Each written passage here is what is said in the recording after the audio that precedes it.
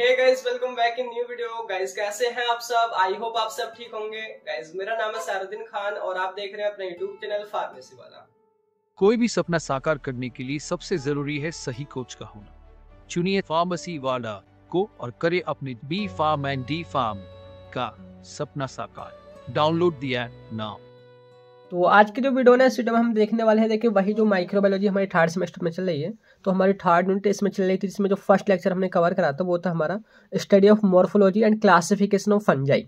Fungi के classification और उसके बारे में मॉर्फोलॉजी के बारे में जाना था। आज हम देखने वाले हैं उसमें रिप्रोडक्शन मतलब रेप्लिकेशन कैसे होता है एंड कल्टीवेशन ऑफ फंजाई, कैसे हम उसको कल्टीवेट करते हैं। तो दोनों टॉपिक को हम कवर करेंगे, है ना। और बाकी देखिए प्लेलिस्ट को देखते ही आना, सारी जो वीडियोस आप स्टार्टिंग से देखना एंड लिंक मैं डिस्क्रिप्शन में दे दूंगा। बाकी नोट्स आपको सारे फार्मेसी वाले ऐप में मिलेंगे, उसका लिंक मैं डिस्क्रिप्शन में दे दूंगा। ठीक है, तो देखते हैं क्या है रिप्रोडक्शन ऑफ फंजाई, कैसे वो रिप्रोड्यूस करते हैं। तो देखिए लिखा है कि वो दोनों तरीकों से रिप्रोड्यूस कर पाते हैं एक दूसरे को, मतलब अपने आप को सेक्सुअली भी एंड एसेक्सुअली भी। सेक्सुअली का मतलब आपने पता ही होगा, यानी कि जिसमें जाइगोट बनता है, एक मेल होगा एक फीमेल होगा, दोनों के मिलने से वहाँ पे हमारा जाइगोट बनेगा और उससे हमारा सेल डिवाइड करके हमारा डॉटर सेल वगैरह वहाँ पे बनेंगी। तो यहाँ पे देखिए वही लिखा है कि sexual reproduction occurs by fusion of two different cell male and female, this is first step and called plasmogamy. तो यहाँ पे देखिए दिखा रखा है, सिंपली आपने ऐसे लिखना है कि मेल है एक तरफ फीमेल है, तो इनकी जो सेल जो है दोनों वो मिलेंगी। और यहाँ पे ये जो है जब दूसरे से मिलती हैं, जो फर्स्ट स्टेप होती है जिसमें इनका जो प्लाज्मा होता है, अंदर वाला जो मटेरियल होता है साइटोप्लाज्म, जब वो मिल जाता है तो उस स्टेप को हम बोलते हैं प्लाज्मोगैमी। ठीक है, उसके बाद सेकंड स्टेप में होता है कारियोगैमी। कारियोगैमी का मतलब है कि उसका जो न्यूक्लियस है वो भी मिल जाता है। तो सिंपली आपने ऐसे ही दिखाना है। एंड उसके बाद में क्या होता है, हमारे जाइगोट बनता है।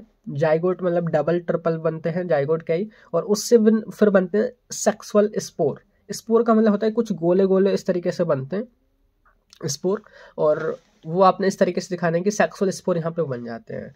These are produce by meiosis. ये हमारी जो प्रोसेस होती है वो मियोसिस होती है।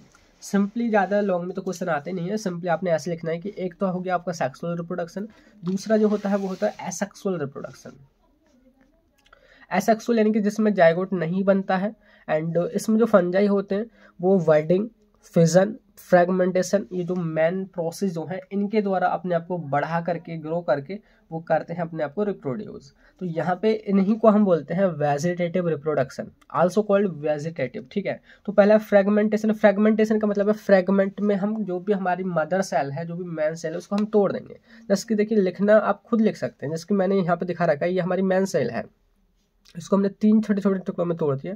अब तीनों ग्रो करके तीनों न्यू सेल बन गए। तो ये जो प्रोसेस है हमारे रिप्रोडक्शन की वो है हमारा फ्रेगमेंटेशन। लिखा है the fungi break into small pieces and each piece grow and develop into new individual. समझ गए। सेकंड देखिए वो फिजन। फिजन का मतलब होता है ब्रेक डाउन, बीच में से टूट जाना। जैसे कि इसमें जो हमारी मैन सेल है वो दो बीच में से ऐसे टूट जाएगी, ऐसे एक अलग, तो उसके बाद डॉटर सेल बनेंगे। तो यहाँ पे वही लिखा है कि in this method one cell undergo nuclear division and split into 2 daughter cell. 2 daughter cell में स्प्लिट हो जाएगी, बीच में से टूट जाएगी। यहाँ पे ये प्रोसेस हमारी फिजन कहलाएगी। ठीक है, नेक्स्ट वो है वर्डिंग। वर्डिंग का मतलब है थोड़ा सा बर्ड वहाँ पे बनेगा, बोले तो थोड़ी सी कली वहाँ पे निकलेगी, जैसे कि हमारे फूल में निकलती है, पेड़ों में निकलती है, थोड़ी सी पहले कली ही निकलती है, फिर वो पूरी ब्रांच बन जाती है। यहाँ पे ऐसी प्रोसेस होती है कि in this method new cell grow from a bud. जैसे कि ये हमारी मैन सेल है, थोड़ी सी हमारी वर्ड बनेगी, वही कुछ दिन बाद सेपरेट हो जाएगी। तो ये जो प्रोसेस है वो बर्डिंग कहलाती है।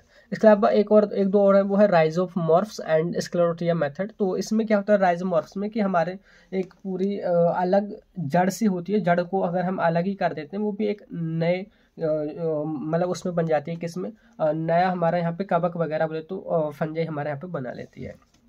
तो ये जो तरीके हैं दोनों तीनों चारों, ये हमारे असेक्सुअल रिप्रोडक्शन कहलाते हैं, ये हमारा सेक्सुअल वाला होता है। तो रिप्रोडक्शन आपको समझ आ गई कैसे होता है यहाँ पे। तो अभी हमने देखा है रिप्रोडक्शन इन फंजाई, अब देखते हैं कल्टीवेशन ऑफ फंजाई कि कैसे उनको हम कल्टीवेट करेंगे। देखिए फर्स्ट जो लेक्चर था, हमने पिछला वीडियो जो देखा था क्लासिफिकेशन वगैरह, उसमें मैंने बताया था कि कहाँ पे उनकी इंपॉर्टेंस है। तो इनसे हम बियर वगैरह बनाते हैं, वाइन वगैरह बनाते हैं, इन्हीं से हम एंटीबायोटिक्स भी बनाते हैं, मतलब फंगस से ही एंड ब्रेड वगैरह बनाते हैं एंड बेकरी वगैरह बनाते हैं। तो यानी कि इनको कल्टीवेट करना हमारे लिए फ़ायदेमंद भी होता है। कुछ हमारे फंगस जो है वो फ़ायदेमंद होते हैं, बेनिफिशियल होते हैं, कुछ हमारे लिए बहुत ज़्यादा नुकसान भी करते हैं हमको। देखिए बीमारी करते हैं हमको, जो दाँत खाज खुजली वगैरह हो जाती है वो भी करते हैं। तो कल्टीवेशन का मतलब क्या है कि एक ऐसा इन्वायरमेंट बनाना अपने मतलब कि लैब के अंदर कि जहाँ पे हम फंगस को ग्रो कर सके। तो वही means creating a protected environment where you can grow beneficial fungi for foods, medicines and other research purpose. तो इन सभी इम्पोर्टेंस चीज़ों के लिए, फूड के लिए, मेडिसिन के लिए बोलते हो, रिसर्च पर्पस के लिए कुछ ऐसा इन्वायरमेंट क्रिएट करना जहाँ पे हम फंजाई को ग्रो कर सके, वही है कल्टीवेशन ऑफ फंजाई। तो यहाँ पे देखिए आपने जैसे बैक्टीरिया के केस में पढ़ा था ना, यहाँ पे हमारे सेकंड यूनिट में जिसमें हमने यहाँ पे फर्स्ट यूनिट में पढ़ा था कल्चर मीडिया वगैरह जो बनाया था बैक्टीरिया का। अब सब वही कल्चर मीडिया हमने किसका बनाना होगा, वो बनाना होगा हमें फंगस का। तो ग्रोथ जो रिक्वायरमेंट होती है सिमिलर होती है हमारे बैक्टीरिया की तरह ही। यहाँ पे जो सारे रॉ मटेरियल्स होते हैं बैक्टीरिया की तरह ही इनको चाहिए होते हैं, बस कभी कभी एक्स्ट्रा चीज़ें जैसे कैरेटिन वगैरह भी यहाँ पे चाहिए होता है। तो यहाँ पे देखिए सबसे पहले हमें चाहिए होता है मीडिया, जो कि मीडिया जैसे कि हमारा अगार वगैरह जो होता है। तो यहाँ पे जो अगार लिया जाता है फंगस को ग्रो करने के लिए उसका नाम है सब ओराउट्स अगार। तो ये आप नेम बिल्कुल रट लीजिए, ये आपने लिखना ही लिखना है। इसके अलावा डेक्सट्रोज एंड पेप्टोन वगैरह भी हम उसमें इंक्लूड करते हैं। तो ये आपका मीडिया हो गया। बाकी देखिए सेकंड है वो है प्रेजेंस ऑफ वाटर। देखिए जहाँ पे आपने देखा भी होगा जो आपका जो फंगस वगैरह जो होते हैं वो वाटर की वजह से होते हैं। आप जैसे अगर आपके यहाँ कहीं पर भी इन्फेक्शन हो जाता है बोले तो आपको दांत वगैरह हो जाते हैं, तो वो गीले कपड़े वगैरह की वजह से, पहनने से, उसी की वजह से होते हैं। तो यानी कि अगर वाटर हम ज़्यादा से ज़्यादा देंगे तो इनको हम इजीली ग्रो कर पाएंगे। तो यहाँ पे वही है प्रेजेंस ऑफ वाटर। नेक्स्ट वो है प्रेजेंस ऑफ ऑक्सीजन। ऑक्सीजन यहाँ पे रिक्वायर्ड होती है, प्रेजेंस होनी चाहिए। जो होता है न्यूट्रल एसिडिक पीएच जो है वो 5.0, ये इसका ऑप्टिमम पीएच होता है, इतना रखना होता है। न्यूट्रल एसिडिक यानी कि एसिडिक भी हो, न्यूट्रल के करीब हो, यानी कि 5 पीएच एकदम अच्छा होता है। ये बात आपने सिंपली लिख देनी है। एंड लास्ट में एक और पॉइंट वो है लो मीडियम टेम्परेचर, यानी कि कितना टेम्परेचर रखना है। तो ये देखिए 1 डिग्री सेल्सियस से 35 डिग्री सेल्सियस आप रख सकते हैं। वैसे तो अलग फंजाई जो होते हैं कुछ कम टेम्परेचर पे ग्रो करते हैं, कुछ हाई पे जाके ग्रो करते हैं। तो ये इनका एक ऑप्टिमम टेम्परेचर अगर बात करें तो वो होता है 25 डिग्री सेल्सियस। तो इतने टेम्परेचर पे आप उनको ग्रो कर सकते हैं। तो ये जो अभी हमने देखा है, देखिए वीडियो छोटी ही होगी लेकिन अभी हमने कवर करा है reproduction in fungi and cultivation of fungi.